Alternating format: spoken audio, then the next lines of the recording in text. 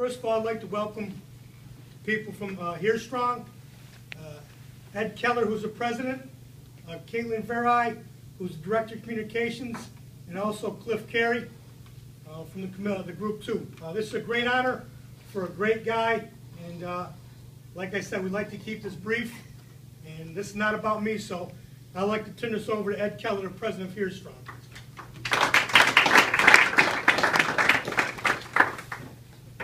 So just to give you a little background, I started a company in Syracuse called EarQ. We've been a provider of hearing aids in Central New York for about 12 years. And throughout my career, now almost 20 years in the industry here in Central New York, we've struggled with the fact that we haven't done a very good job of educating people about the effects and the importance of taking care of your hearing.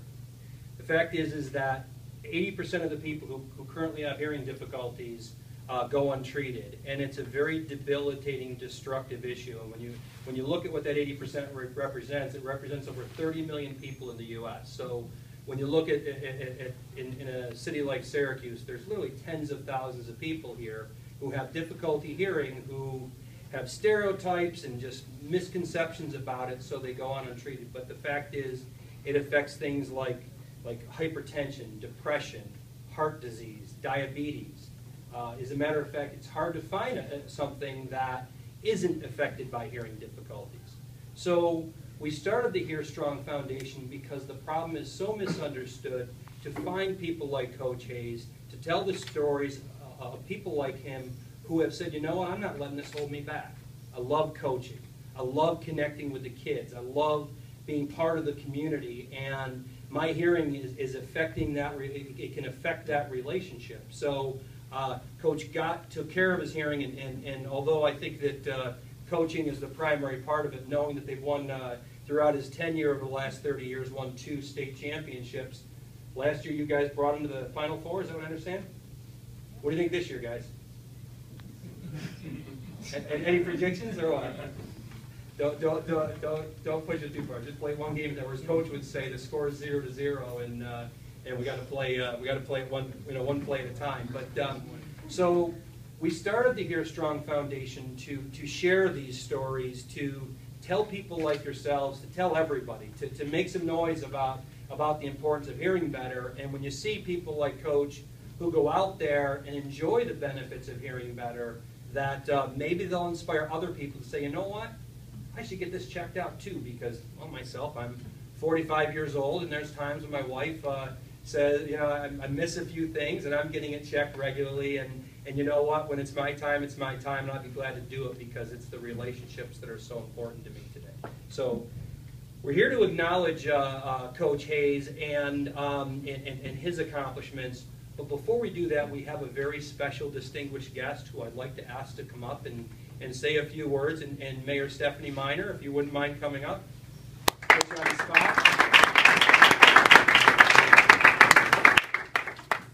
Thank you very much. Thank you. He was looking my way. I was hoping he was looking at Mayor Young. But because normally when you're in office, they don't call you distinguished. It's when you leave office that you get to be called distinguished. You know, I wanted to just say a couple of things. The first is that when I was invited to come to this event, I was invited to come and celebrate the hero that is John Hayes. And I said to my staff, I don't know John Hayes. Why are they inviting me to go outside the city? I don't know John Hayes, and don't they know it's right before Election Day? And then, of course, somebody very smart on my staff came in and said, Mayor, it's Swanee. I said, Swanee? I'd go to the ends of the earth for Swanee, for that matter. So I'm just thrilled to be here. I met Swanee way back when I first ran for office. And candidly, I didn't know a lot of people in Syracuse. And I had my friends on the east side who were helping me. And Swanee came up to me and said he was going to help me out. And I said, that's great. I never asked him what he was going to do. I just figured he was going to help me out. And then, as any of you who have ever been on campaigns or worked on campaigns, you learn very quickly that when somebody says, I'm going to help you, or I want to help you, you normally give them something to do, or you ask them what they're going to do. But it was my first campaign as a candidate, so I didn't. I made that rookie mistake. Until election morning, very early, about 7 a.m., I was driving through Tip Hill, and I saw all these young, athletic basketball types holding up my signs. And I said, I don't know who any of those guys are, and there they are holding up my signs. And lo and behold, that was the start of what I consider a beautiful relationship between me and the basketball players of Bishop Ludden. And what I came to learn as the generous definition of community service that Swanee has had his basketball players engage in. They have held up signs for me and done lots of important election events for lots of good candidates, not just me. So that's what Swanee has done for me personally. But what Swanee has also done is demonstrate, I think, to all of us in this community that we all have unique assets and unique liabilities. And sometimes the most important thing that you can do in life is to show people that you can work through your shortcomings and be a better person because of them. And I know Swanee to be a person who does what he says and says what he's going to do, and always carries a picture of he and Mickey Mantle in his wallet. And just somebody that I'm very proud to associate with, and somebody I'm really proud to have represent the city of Syracuse. And so I was thrilled to come here. For those of you who have heard that I turned my nose up at John Hayes, please don't take that personally. I didn't know it was this John Hayes. But again, he just is just a remarkable individual and somebody I'm very proud to be associated with, and somebody that I can say that had it not been for lots of hard work on his behalf, he did for me early on in my career, I might not be standing here today. So I will always be forever grateful for that, Swanee. So thank you. And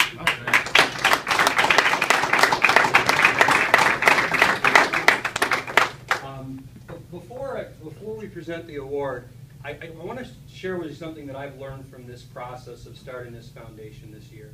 I've learned that it's not really just about hearing. It's really about life. And the fact is all students that are due detention report to 122 at this moment. All students that are doing detention, please report to 122. Thank you. Sorry guys, I gotta go. But the one thing I did learn about this is it wasn't really just about hearing. What I learned was we all have our challenges. This is just happens to be one that Coach Hayes has. And whatever your challenge is, what defines you isn't that you have challenges, but what defines you is how you face them. And talking to you guys, you know, in the basketball team, the year's about to start, and you got a great leader to guide you. But I think that all of us in the room here know that we've had our own challenges, and the things we can be most proud of in life, so we faced them and overcame. So. That being said, before we do present the award, I actually have a little surprise for Coach Hayes. Through this start in this foundation, we've developed friendship with the folks over at the NBA's Retired Player Organization. And it was especially nice when I reached out to a friend of mine, Mark Scoggins, who's the Chief Revenue Officer, and he actually asked to write a letter to you, Coach Hayes. And I'd like to read that to you right now because Mark, taking his time to write this, I thought was pretty special. Dear John, as someone who works with champions every day, I know a champion when I see one. Your experience of overcome hearing loss is truly inspirational. Every day you show your community what it means to persevere through challenges and achieve success. You prove that hearing loss doesn't need to hold you back, doesn't need to hold anyone back from living their lives as fully as possible. And there are millions of people in our society today who could benefit from understanding that as well as you do. Being a champion is about empowering those around you, leading by example and sharing your talents with others to help them grow. By continuing to show your experience with others and demonstrate your strength of character, you will play an important role in demolishing the negative stereotypes surrounding hearing loss and hearing device in our society today. From one champion to another, congratulations. Wow. Coach, why don't you come on up?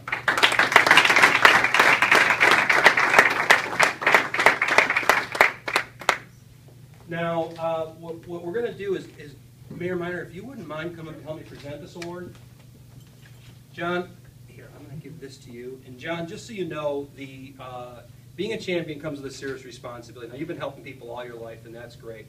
But it also comes with an additional responsibility that we're asking you that when you see someone else who's having this challenge, that we don't sit in the background. As a matter of fact, all of us have to step up and say, you know what?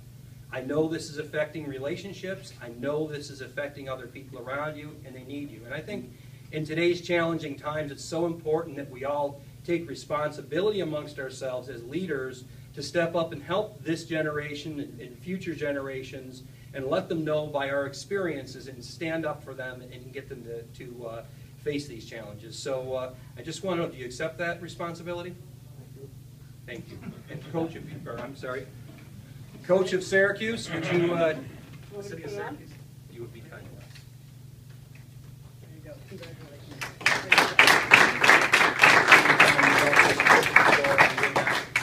And now I'd like to turn it over to Coach Hayes and Swanee so he has a few words to share with us. Thank you.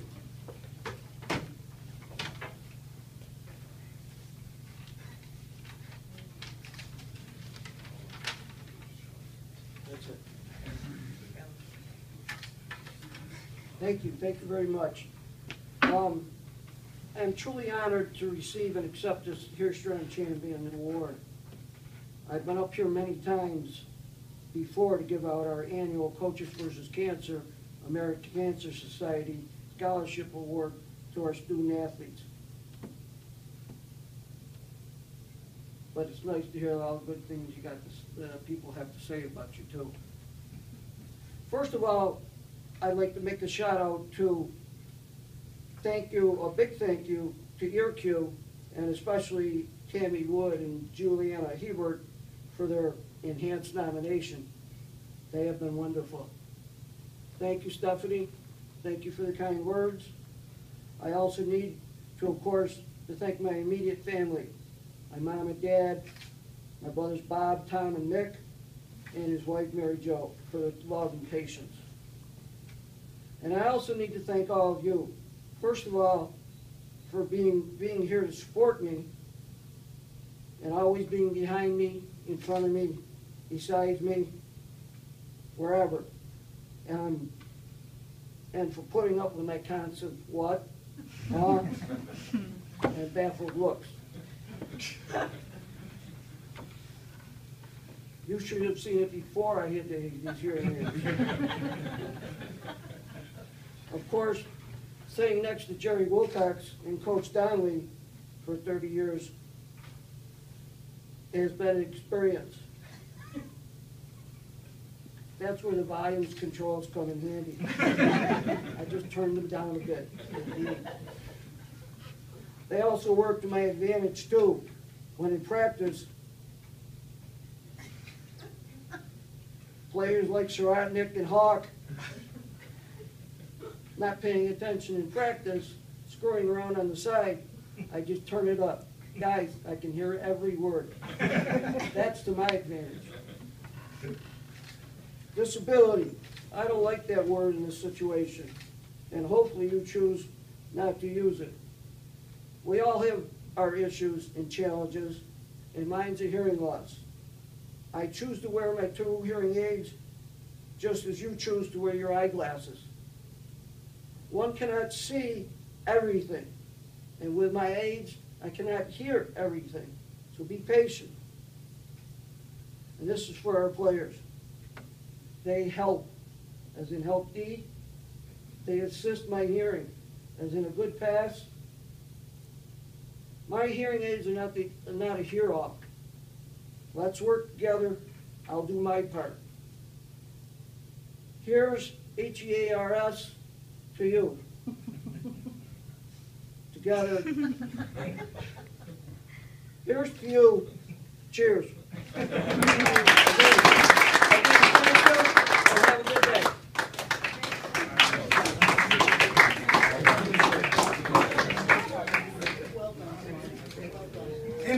In closing, I'd like to bring Coach Donnelly up here. Johnny's been under his on his staff for close to 30 years this year, actually 27, 28. My 29th. Started his 29th year. He was with Coach Wilcox for a couple of years, so go ahead. I was very fortunate to inherit Swanee from Coach Wilcox, and it's been a blessing for 28 years. It's been a great relationship, the laughs, the stories. You can't even imagine some of the things we go through on the bench. But to be a role model is a challenge. Is that for our players every day. is that you see what he goes through every day and when he overcomes, and that you guys can take a message from that. Thanks, John.